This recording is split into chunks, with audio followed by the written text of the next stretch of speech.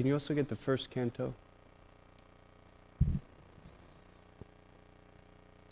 Om Namo Bhagavate Vasudevaya.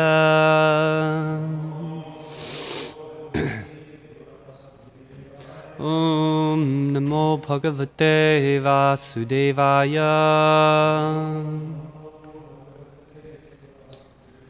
Om Namo Bhagavate Vasudevaya.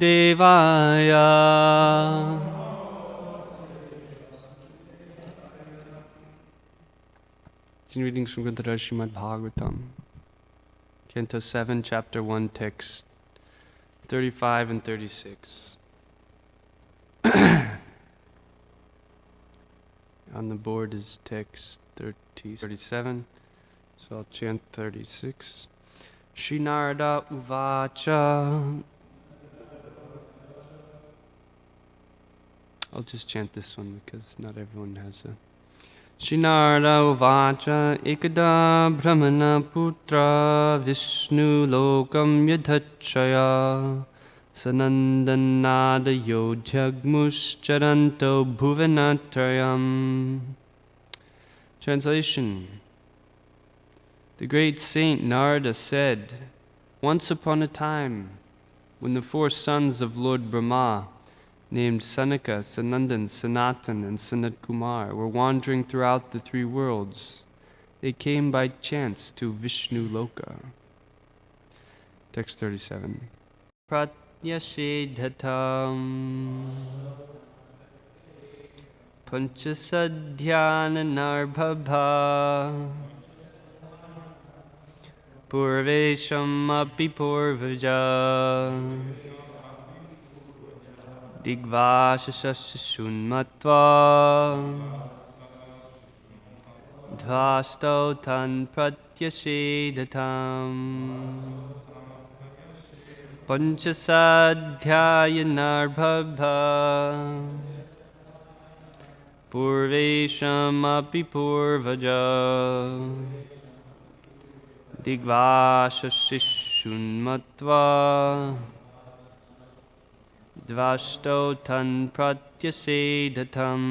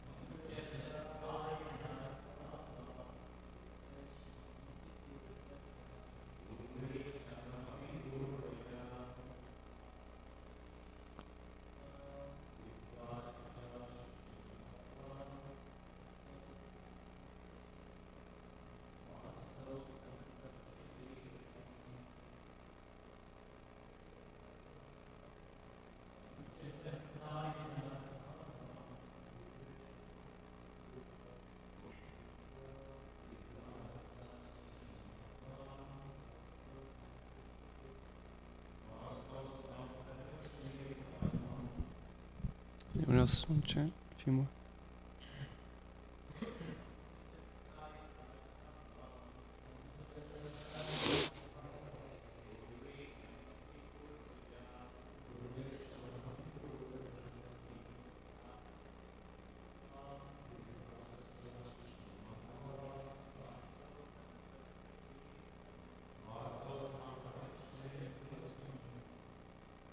Pancha Sat Dha 5 or 6 years. Ayana approaching. Arbha Abha like boys. Purvisham the ancients of the universe. Marichi and the rest. Api even though. Purvaja born before. Digvashasha being naked. Shishun children, matva, thinking, dvashto, the two gate guards, Jai and Vijay, tan, them, pratyashedhatam, forbade. So this is, I'll read text 36 first and then text 37.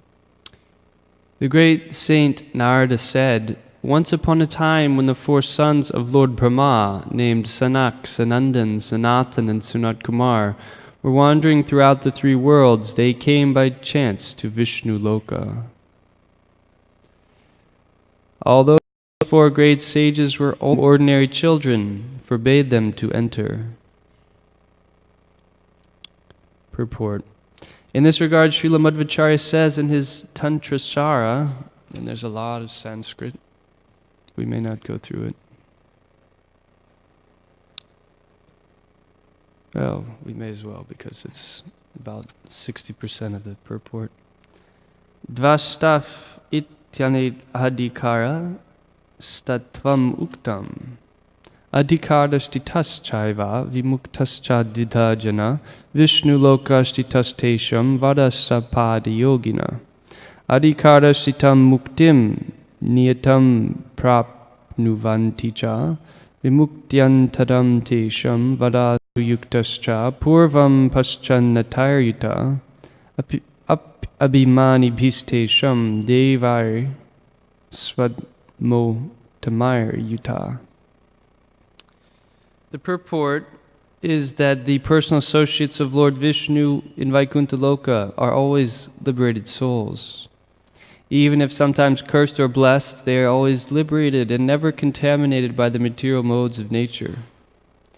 Before their liberation to Vaikuntha, they possessed material bodies, but once they come to Vaikuntha, they no longer have them.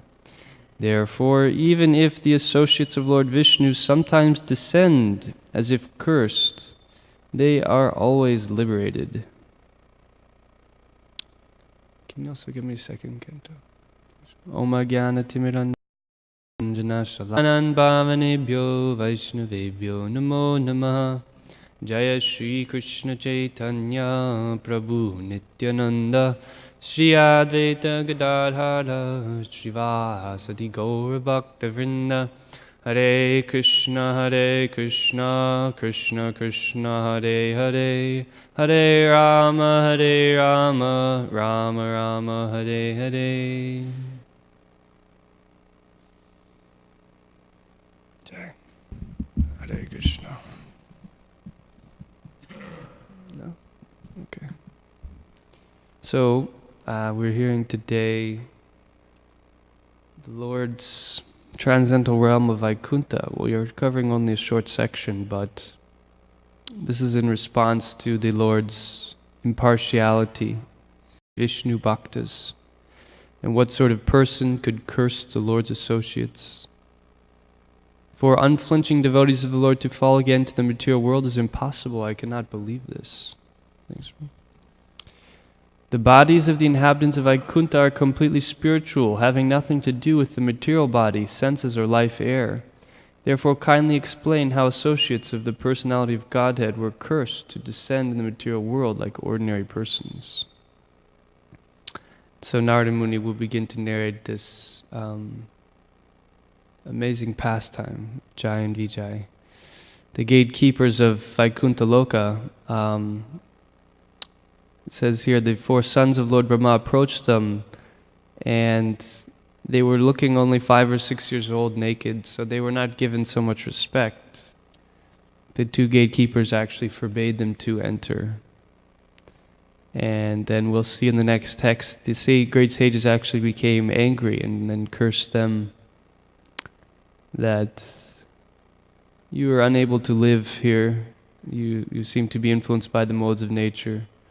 They say you are agitated by the modes of passion and ignorance. It would be better for you to immediately go to the material world and take your birth in a family of sinful source. So we know this is actually a pastime for the Lord's pleasure, that he could fight with some of his empowered devotees. So it's rather short section today, but it does deal with this wonderful, amazing activity of how the four Kumaras actually became liberated from all material contamination. And they became actually eligible to go to Vishnu Loka, to Vaikuntha Loka. So I thought today we might hear a little bit about Vaikuntha Loka, since that is our goal is actually the spiritual world, Krishna Loka. But unless we really hear about the spiritual world, we may not have sufficient impetus to really get our act together. Generally, if you want to do anything, you need sufficient impetus to do it, even a materialist. If he wants to achieve something, he has to understand the position. So also we have to really become attracted to the prospect of going to the spiritual world, hearing about Vaikuntha, hearing about Goloka. By doing that, actually, we'll become attracted. Once the attraction is there, then we can develop a strong desire. Because right now, if we ask the question, who's ready to go back to Godhead? It's kind of like yeah, I guess I'm ready. So we don't have the sufficient desire. We're not sufficiently craving the necessity. Very beautiful pastime where Lord Brahma has been engaged in austerity and penance, and ultimately he gets the fruit of that activity by being able to meet the Supreme Lord and actually get darshan of the spiritual world. So we'll just hear a little bit of this section, and then the description of Vaikuntha is there.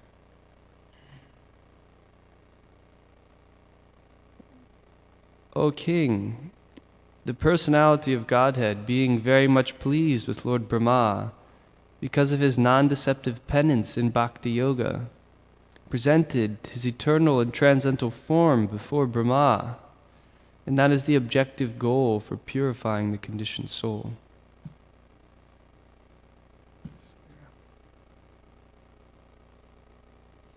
Lord Brahma, while engaged in thinking in the water, Brahmaji heard twice from nearby 2 syllables joined together. Does anyone know what the syllables were? Ta, pa. One of the syllables was taken from the 16th and the other from the 21st of the Sparsha alphabets, and both joined to become the wealth of the renounced order of life. When he heard the sound, he tried to find the speaker, searching on all sides. But when he was unable to find anyone besides himself, he thought it wise to sit down on his lotus seat firmly and give his attention to the execution of penance, as he was instructed.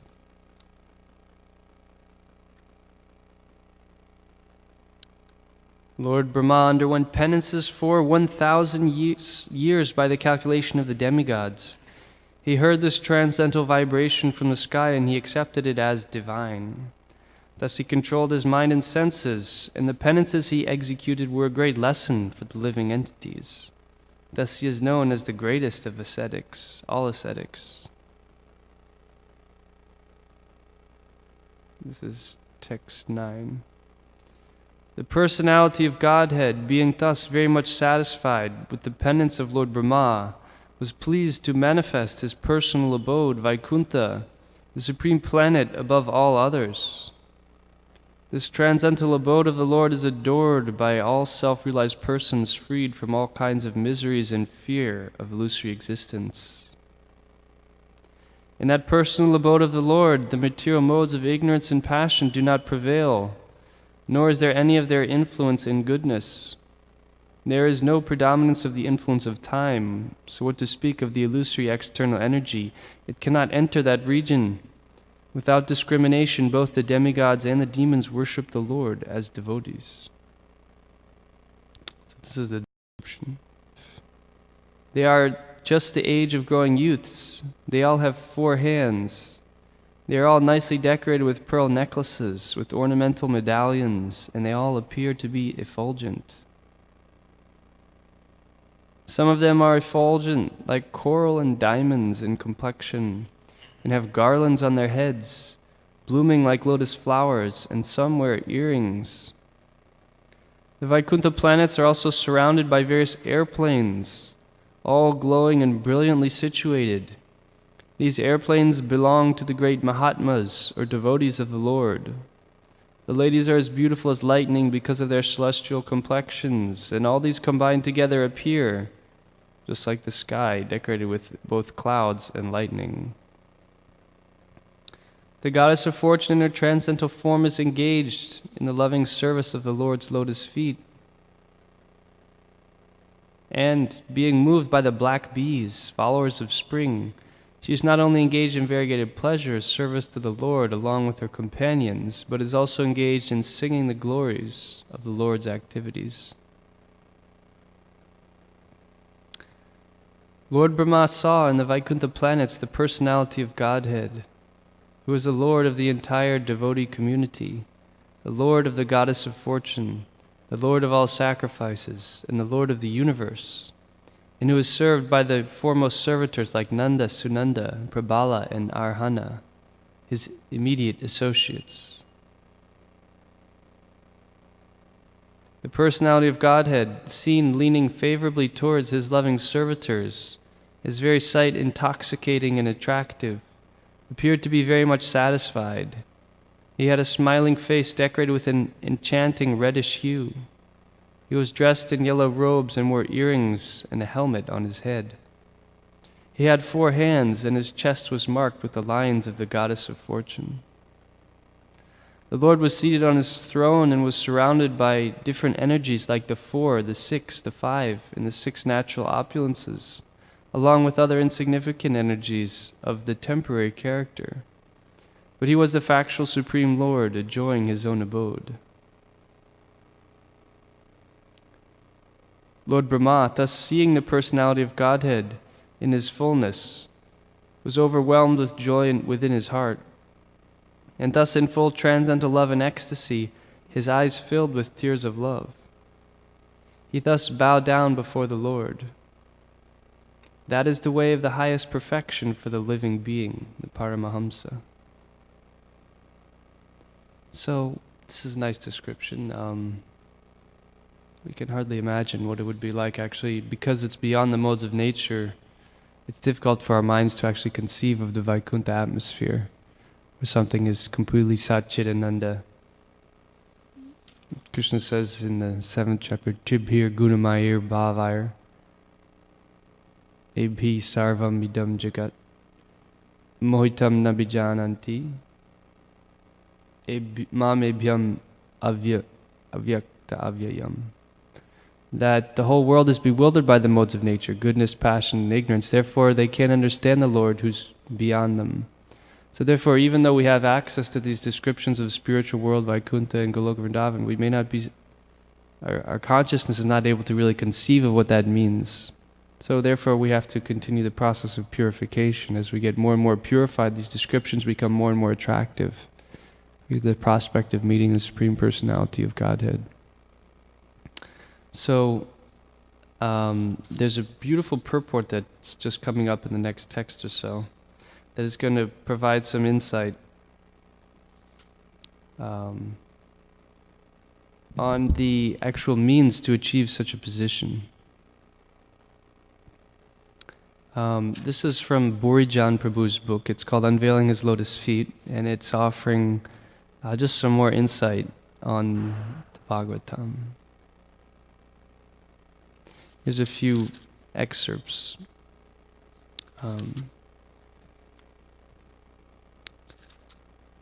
The Lord expresses his pleasure to Brahma, and Brahma inquires from the Lord. That's just the section that we're at now.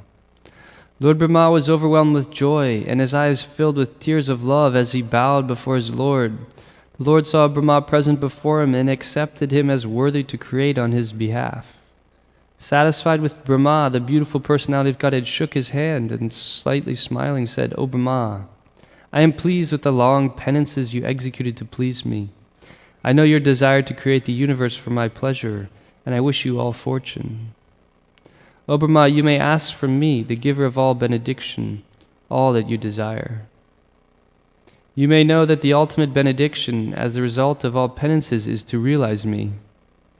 You have achieved the highest perfection of perceiving my abode because you have maintained a submissive attitude while performing severe penance according to my order. In these texts, the Lord explains that one can achieve Him by penance performed in proper consciousness. So we're all doing penance, we're doing austerity, we're doing waking up early, doing service all day. Associating with devotees can also be an austerity sometimes for us. But the question is it, in what type of consciousness are we doing these activities? To perform penance means to accept hardship in order to achieve a future goal. When one performs such a penance, however, when one performs a personal penance, one's own interest remains central. Brahma's concept of penance was different. He performed penance to gain the power to create the material world for Krishna's pleasure. For Brahma, Krishna's pleasure was central, and he did not consider as important the difficulties he underwent to secure Krishna's pleasure. Thus, his penance was devotional. Devotional penance, like Brahma performed, is Krishna's heart and soul. Anything, at any cost, to please Krishna is the motto of those who perform this type of penance. That's a nice motto, right? Anything, at any cost, to please Krishna. This is actually the formula to get Krishna's mercy. To surrender on such a high level requires purity. And Brahma's attitude and purity evoked Krishna's mercy upon him. So this is Prabhupada's purport here. He says, the highest perfectional stage of life is to know the Lord by actual perception, by the grace of the Lord. This can be attained by everyone who is willing to discharge the act of devotional service to the Lord as enjoined in the revealed scriptures that are standard and accepted by the bona fide acharyas, spiritual masters. In Bhagavad Gita, the Supreme Personality of Godhead, Sri Krishna, asks that one be always mindful of Him, always be His devotee, always worship Him only, and always bow down before the Lord. And by doing so, one is sure to go back home, back to Godhead, without any doubt.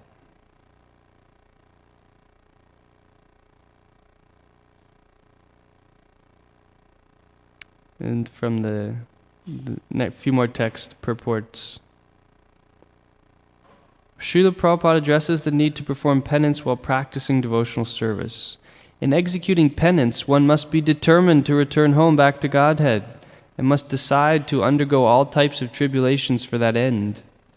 Even for material prosperity, name and fame, one has to undergo severe types of penance. Otherwise, no one can become an important figure in this material world. Why then are there severe types of penance for the perfection of devotional service? An easygoing life, an attainment of perfection, and transcendental realization cannot go together. The Lord is more clever than any living entity. Therefore, He wants to see how painstaking the devotee is in devotional service. The order is received from the Lord, either directly or through the bona fide spiritual master, and to execute that order, however painstaking, is the severe type of penance. One who follows the principle rigidly is sure to achieve success in attaining the Lord's mercy. So this is the description of our penance. Actually, it's to find out, to receive the instructions of the spiritual master, and then to execute them as one's life and soul. Prabhupada says, one who follows this principle rigidly is sure to achieve success. So an easygoing life and the attainment of perfection, Prabhupada says, they cannot go well together. That Krishna actually wants to see how serious we are about the goal. Ayendra Prabhu has this one lecture, are you serious or what? So he's saying that we're going through so much trouble, so much austerity, we're doing so much work. But are we really serious about the goal of life? Or is it just going through the motions? Because if we're really serious about wanting to achieve the fruit of devotional life, we can do it. In some places, Prabhupada says, actually, that love of God is achieved very easily. But it depends on our determination, on our desire. So that's really the internal work that we have to do. While we're doing the externals, and we are carrying out our services, all these things, we also have to do the internal work. And generally, sometimes the internal work is more important, actually, the desire to please Krishna, and to please the spiritual master. When that desire becomes stronger and stronger, and then it becomes actually overwhelming, then Krishna starts to reciprocate. Just like the nice example was given, like a small baby, if it's a little crying, a little, the mother's like, oh, he's okay, he'll calm down. And the baby's like, like, oh, maybe he's upset, I don't know, he'll quiet, and then he stops, he'll quiet down. But sometimes you hear in the class, the baby says, immediately the mother runs over and takes care of whatever the need is of the child. So we're here, we're coming to the deities and we're chanting our Hare Krishna, Hare Krishna. But Krishna knows the mood of our heart. If we can really cry out for Krishna's presence, Krishna will appear. So it's all just a process of awakening that type of desire. Then very quickly Krishna will not want to keep himself hidden from our view. It's simply to test our determination for, I think Srila Bhaktisiddhanta says, for the purpose of examining our hearts, Krishna is not present before us. Because if our desire is not so strong, it means we have, what are my desires? And if I still have so many material desires, why am I holding on to them? Why not surrender them to the Lord? And then by hearing about the spiritual world, the activities that actually go on there, it's so amazing, actually, that the more we hear about them, the less and less the material desires have power over us. It's the higher taste. Param drishta nivartate. You're experiencing something higher. Why I should cling to something so much lower? What type of happiness are we really looking for in the material world? So we've taken up the process of Krishna consciousness. We've come to this movement, and we shouldn't be content to, remain in our position for many, many years. We have to continually make progress. We don't want to just maintain the externals, putting on a dhoti and tilak and these things, but actually the substance is really awakening this dependence, this surrender and affection for Krishna. Just while I was in India, I was just having some realizations that we don't want to just externally be a devotee. We don't want to just go through the rituals and all the activities without the real inner substance. There's so much of a wealth of experience that Prabhupada compares the initial stages of bhakti, Vaidhi bhakti, to licking the bottle of honey. You can't really get the taste. But the higher levels of bhakti, Raganuga bhakti, is actually opening it and tasting it.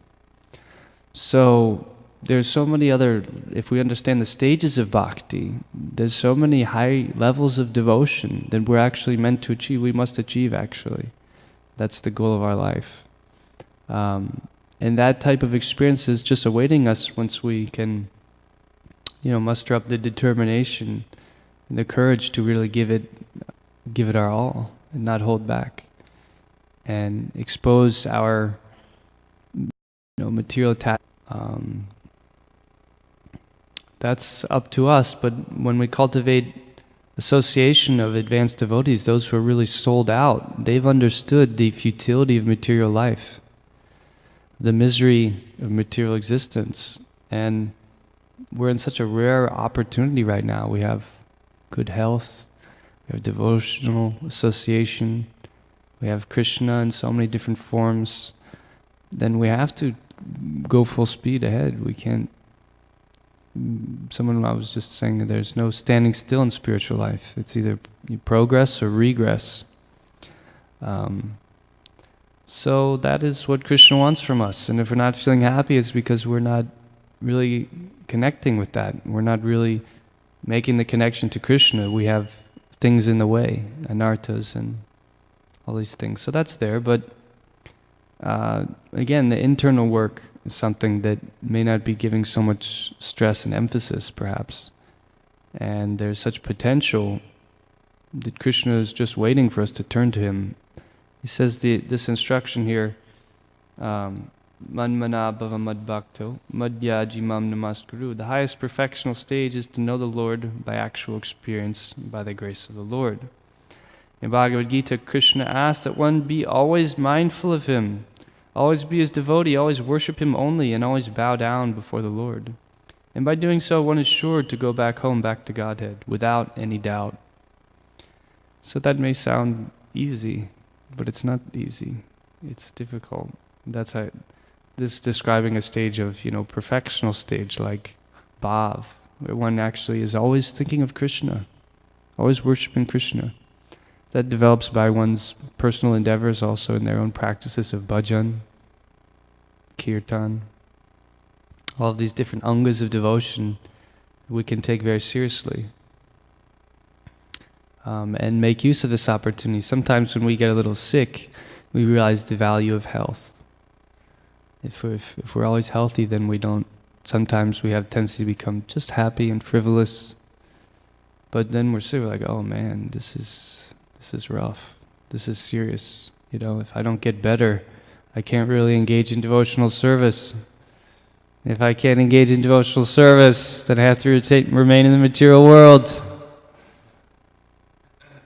We've been disconnected from Krishna for so long. But unfortunately, the power of Maya is that we become content with that. We become satisfied. Yeah, it's okay. I don't know Krishna. I've never seen Krishna, but it's all right. Prasadam's coming up. Like this. But we should never be satisfied. If I can't see Krishna, I can't experience my relation with Krishna, then what is the use of my life? What am I living for? That's what the great Acharyas, and that's how Radharani is praying like that.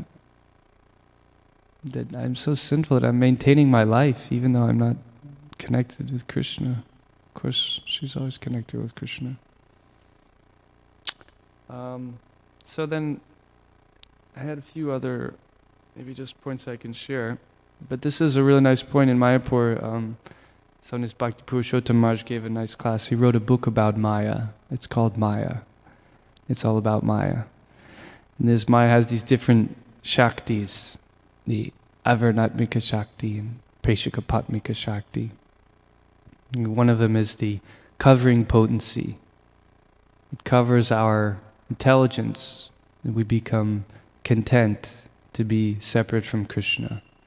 If we actually were free from that, we would understand the precarious situation that we're in. And the other is the throwing potency. As soon as we start making a little progress, or we start moving towards Krishna, something happens to divert our attention. So these are what we're doing. Mameva ye prapadyante. So to take shelter of Krishna, and that's what we're hearing here, that the secret is actually this type of penance, which is to hear the instructions of the spiritual master and to act on those instructions. He says, the Lord is more clever than any living entity, therefore He wants to see how painstaking the devotee is in devotional service. The order is received from the Lord, either directly or through the bona fide spiritual master, and to execute that order, however painstaking, is a severe type of penance. Remember the motto. Who remembers the motto here? Anything at any cost to please Krishna. So imagine how much progress we can make if that's our motto, if we actually aspire and live by that. And then we don't have to be, cheated or deprived of our Krishna consciousness by a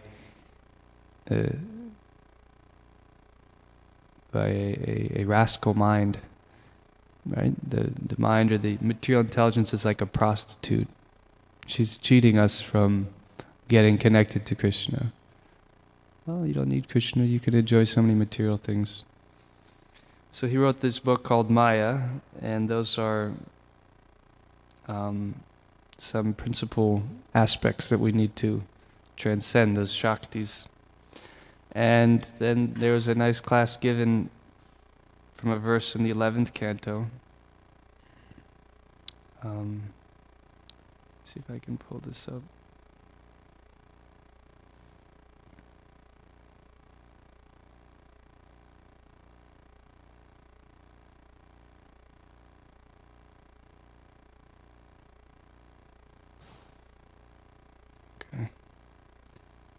One of the obstacles that we face also is being affected just by the modes of nature, very powerful. When we don't have sufficient spiritual strength, which comes from Balaram, we're not being empowered by Lord Balaram, then the modes of nature have very strong influence over us. And a lot of times we get distracted by so many things that actually have nothing to do with us, and they actually have nothing to do with reality. Subal Prabhu was describing this banyan tree of the material world. So all of the petty things that occupy our consciousness, actually they don't really have any existence. It's like a dream, like you wake up from a dream, you're going through your day, and then you go, oh yeah, but in my dream I was doing this and that, and then I got attacked by this. It actually is not irrelevant to your situation. It's like that, so many things in the material world that we're getting caught up, hung up on. We're becoming lazy, we're having some issue with a devotee.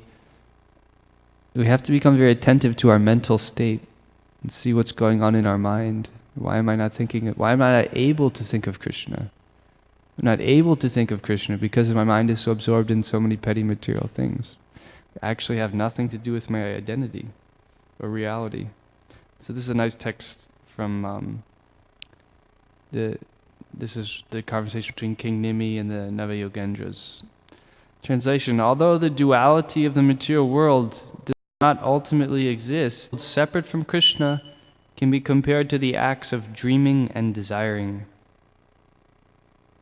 When the conditioned soul dreams at night of something desirable or horrible, or when he daydreams of what he would like to have or avoid, he creates a reality that has no existence beyond his own imagination. The tendency of the mind is to accept and reject various activities based on sense gratification. Therefore, an intelligent person should control the mind, restricting it from the illusion of seeing things separate from Krishna. And when the mind is thus controlled, he will experience actual fearlessness. And this is a theme that we may recall also from the first text of the Srimad Bhagavatam, that the spiritual world is distinct from this illusory material existence.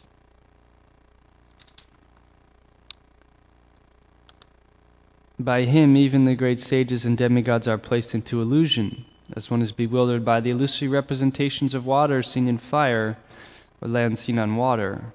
Only because of him do the material universes temporarily manifested by the reaction of the three modes of nature appear factual, although they are unreal. I therefore meditate upon him, Lord Sri Krishna, who is eternally existent in the transcendental abode, which is forever free from the illusory representations of the material world. I meditate upon him because he is the absolute truth. And this is from Srila Prabhupada's elaborate purport. Srila Vyasadeva says here that the manifested internal potency is real, whereas the external manifested energy in the form of material existence is only temporary and illusory. Mirage in the actually there is no actual water in the mirage. There is no actual enjoyment in the material world. Two material bodies coming together. It's not actual enjoyment. So, coming out of the bodily consciousness of life, we can understand we really have to train our minds. Maya is so subtle, but coming out of the, I was in the Holy Dham and hearing a lot of nectar, so many beautiful pastimes and rasas and leelas, wow. But then it always hits me that, also for us the real nectar is that I'm not this body, you're not the body. That's always nectar, because we're perpetually forgetting that we are. So we can train our mind, our intelligence to learn how to see beyond that, to see that what is this body? This is not who I am. The body is simply the covering. The soul is existing in a totally different dimension, spiritual reality. There is only the appearance of water. So there appears to be happiness in the material world. Big cities, civilizations, so many ways to enjoy life. It appears like happiness, it appears like water, but real water is somewhere else. Real happiness is actually not here. The manifested cosmic creation appears as reality, but reality of which this is but a shadow is in the spiritual world. Absolute truth is in the spiritual sky, not in the material sky. In the material sky, everything is relative truth. That is to say, one truth depends on something else. There appears to be reality, however, because of the true reality which exists in the spiritual world, where the personality of God eternally exists with his transcendental paraphernalia.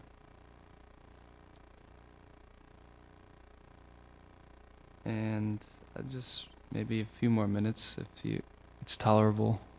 I'm sorry to be speaking up here. So just a few more thoughts was that one way that we show our enthusiasm, our determination to actually achieve the goal is by very carefully taking up practices and steps, a step-by-step process that will help us achieve that. I had a nice talk with a senior brahmachari from Los Angeles. His name's Prema Sankirtan. And I said, Prabhu, how can we chant properly? How can we chant the holy name? Really get the experience of what the holy name is. So he told me a really nice formula that he heard from Sachinanda Maharaj. He said it has 9 steps, and if you do this formula, you'll be able to realize the holy name. And this is also taken from Sachinanda Maharaj. So he said the first thing is rest. You can't chant if you're not awake, if you're not properly rested. So the first thing is you have to get proper rest. The second thing is you have to hear each syllable. Hare Krishna, Krishna Krishna, Hare Hare, Hare Rama, Rama Rama, Hare Hare. He said the third thing is you have to control your senses. You have to control your eyes. If you're trying to chant and you're looking all around, you're seeing so many things, you're not going to be able to focus on the sound. The fourth thing is you have to control your mind. Wherever the mind wanders, yato nischalati, manaschanchalamashtiram, tastato nayamnitad atma eva vashamnayat. Wherever the mind wanders due to its flickering and unsteady nature, one certainly has to bring it back under the control of the self. So then while we're chanting, our mind is doing so many things, then we have to actually bring our mind back. It's a process. It takes effort. Keep bringing the mind back. The 5 is while you're chanting, you actually have to hear the mantra. You have to hear all of the syllables. Now, the interesting thing, he said, is that if you do these 5 things, then automatically the next 4 things will come. But if you don't do these 5 things, you won't be able to get to the next stages, because the next stages are really nice. He says once you do all these things properly, then what will happen is the holy name will take you for a ride. You won't be chanting the holy name, but the holy name will be chanting you. So this is a stage in which our mind, our conscious can actually be absorbed in the sound vibration of the holy name, which will totally encompass our being and consume us. Will actually, meditation means actually samadhi, it means becoming one with the object of meditation.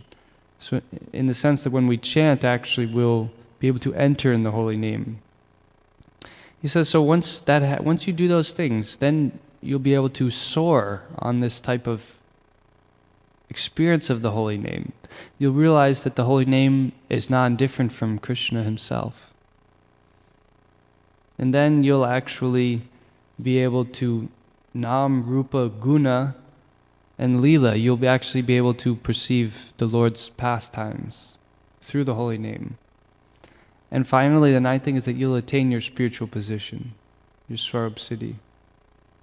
So the point he's making is that our effort goes to these first 5 things. If we do these first 5 things very attentively and very carefully, then these other things will follow. So similarly in our sadhana and our spiritual life, if we give great care and attention to those small details, preparing us for deeper levels, then everything will come naturally.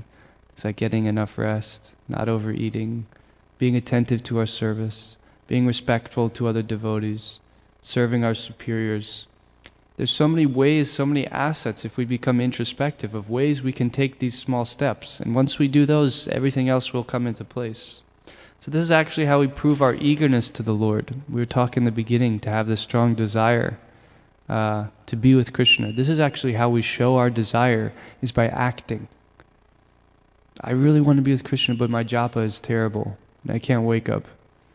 So rather than, well, let me just really get absorbed in the Leela. No, let me take that practical step to get there. That's required. So like that, this is also in the Chaitanya Charitamrita, the cleaning of the Gundicha temple. Each particle of dust that the Lord and the devotees is symbolizing the anarthas, the dirty things in the heart that have to be cleansed. And the eagerness with which we do that process shows how much we desire the Lord. So the eagerness by which we take attention to all these small details of our spiritual life, it shows our determination. It shows Krishna that we're serious. So very nice point and relevant on many different levels. So this is kind of just a collection of points. I'm sorry this class is not very structured or organized. But hopefully there's been some points here that maybe you may find relevant in your own devotional practice. And we do have to work hard in spiritual life. It's an easygoing life and the attainment of perfection do not go well together. So we have to work hard, but this is our struggle. This is the purpose of our life. Prabhupada says preaching means fighting. So we have this life energy. What is this life energy meant? It's not meant for taking it easy. If we really work hard at something, how relishable that something is. To really work hard at something actually feels good. It's natural for the soul. So we can give it everything we have, give it everything we got, and go down fighting, go out fighting for Krishna, fighting against the material energy, fighting against... Those have been some thoughts. I thank you again for your patience, for tolerating me. If there's any comments or questions.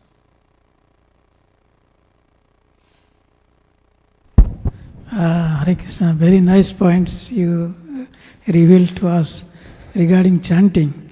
I remember Chandramouli Swami, he used to give class, he used to tell, when you chant, try to hear. That's a very important point. And another thing also, like Ayindra Prabhu, he was telling that before his departure, he was telling, it's not very easy to chant, congregational chanting, like he was chanting holy names, he was asking everybody, do you think it is easy?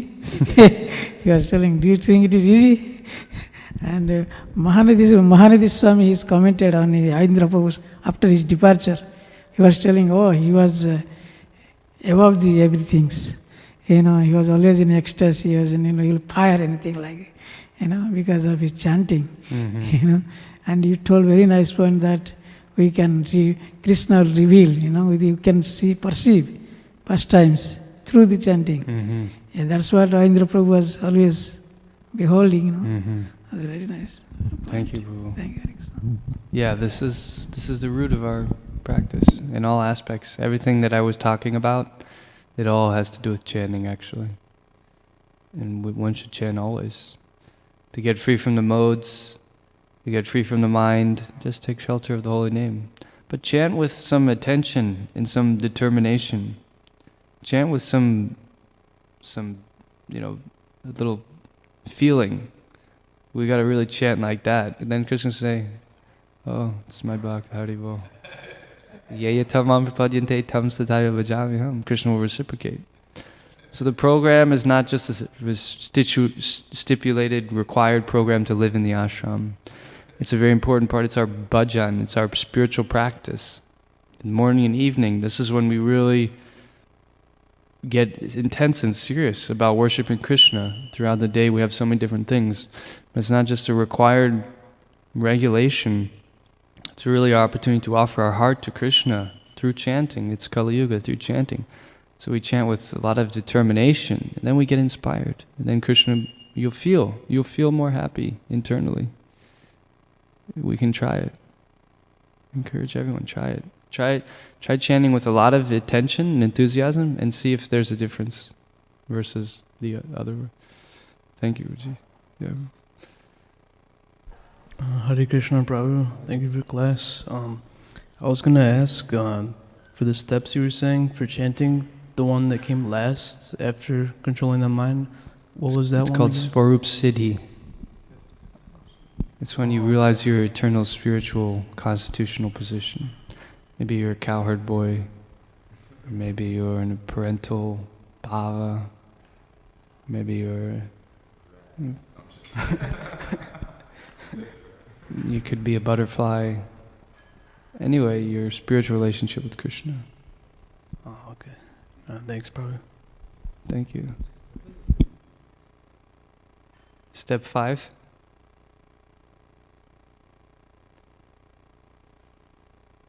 Be able to hear while you're chanting. You have to hear.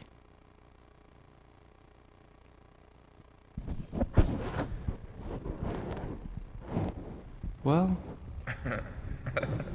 that's a good question. I'll get back to you. Perhaps it's being emphasized twice for... Hear, the second one is hear each syllable. So this, after you control the mind, this is a deeper degree of hearing, where your consciousness is absorbed in the mantra. You could say like that, like an inner hearing. So there's a type of mechanical hearing where you're just trying to hear the sound. There's also a deeper level of hearing that will come once you're chanting the mantra with attention and the mind is controlled. Then you can hear from, you'll be able to hear on a deeper level. That's what I can offer for now. Hare Krishna Prabhu, wonderful class. You made nice, excellent points. I have a few points, related, and I've tried to kind of see the comedy in the scripture. So I have a question, at the end of the few points, maybe you can answer it according to your realizations. So basically this story kind of summarizes the theme of pretty much the Shastras again. Jaya Vijaya, the two gatekeepers, they saw externally, they couldn't see the Kumara's exalted position, so they forbade them. So pretty much sums up the theme of, places, things, or circumstances externally. Otherwise you'll be cursed with demoniac karma or indoor consciousness.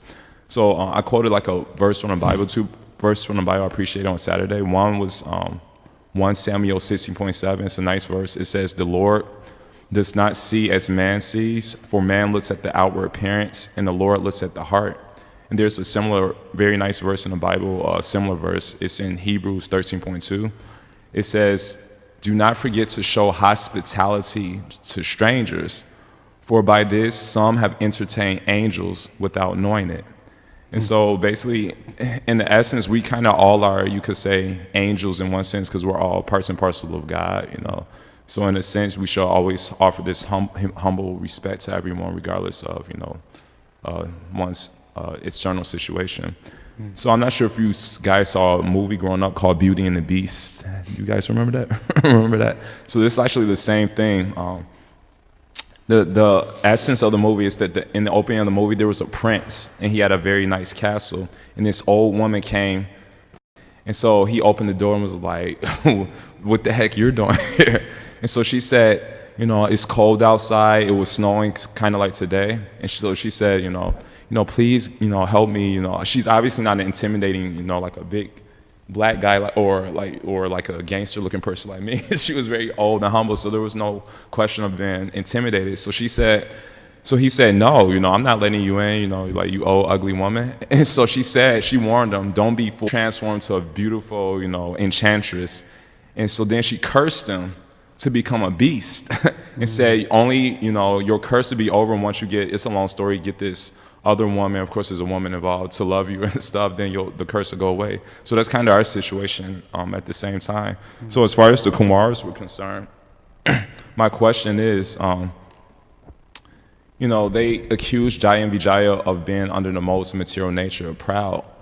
But when they cursed them, they weren't thinking, Lord Chaitanya says one shouldn't desire respect for themselves. And so sometimes when we see these pastimes, we may think the four Kumars are thinking, do you know who we are? We're VIP, PhD, Harvard University. How can you not let us into, the spiritual world and go clubbing?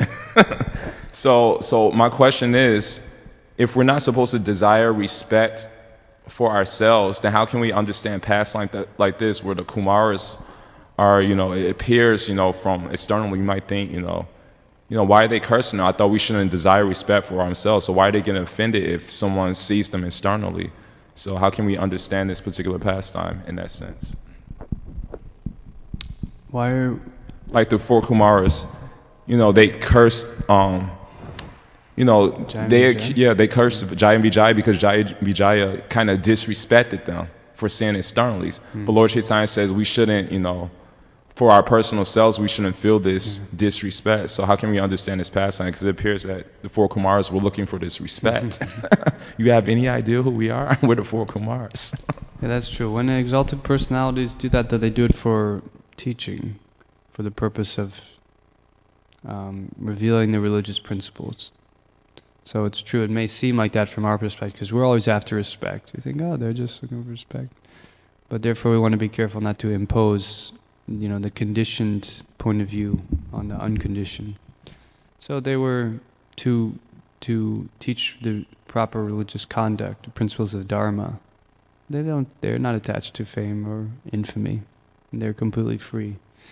But for expounding, the principles of Dharma, that this is not correct, this is not proper. You seem to be making a mistake by not allowing qualified people. And we understand ultimately it's a pastime. So, thanks, Ru. Jeremy has the last comment or question.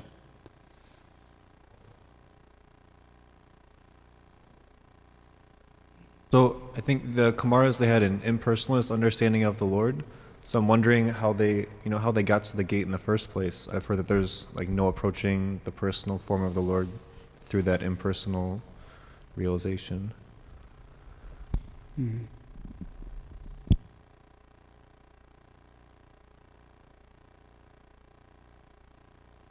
I'm not sure at which point that they became personalist devotees of the Lord. I'm not sure if it was prior to or after this incident. So I'm not really able to answer your question. But from what I read, it sounded like they were devotees at that point.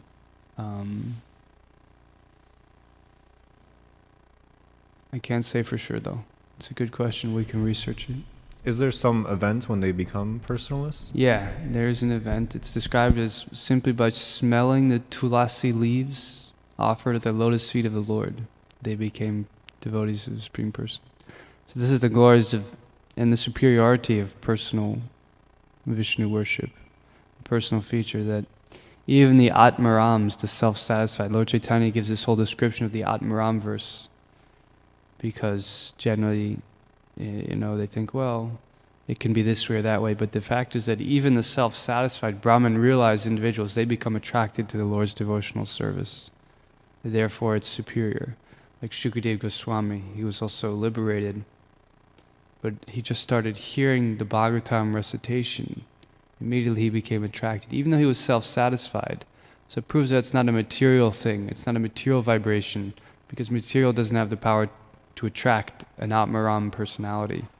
But even though they're already self-satisfied in themselves, they still become attracted to descriptions of the Absolute Personality of Godhead because it's so attractive. In the spiritual sense, spiritual variegatedness. So Shukadeva Goswami is given, the four Kumaras are given examples of these Atmarams who then became attracted to the worship of Krishna. Okay, Jai. Thank you all very much. Thank you for your kind attention, even though I'm not qualified to be up here. Srila Prabhupada ki jai, Srimad Bhagavatam ki jai.